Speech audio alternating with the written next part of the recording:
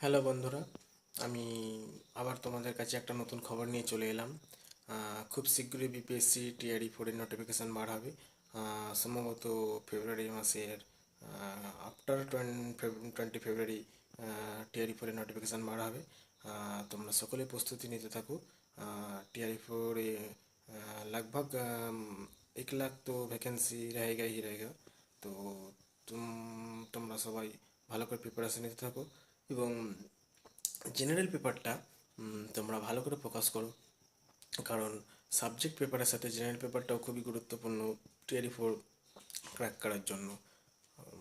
তোমরা নিজেদের মতন পড়তে থাকো। Current affair, science, history, geography, Bihar GK, এগুলো সমস্ত কিছু পড়তে থাকো এবং সাথে সাবজেক্টও পড়তে থাকো। Thank you. লাইক করো, সাবস্ক্রাইব করো এবং ভিডিও দেখতে থাকো।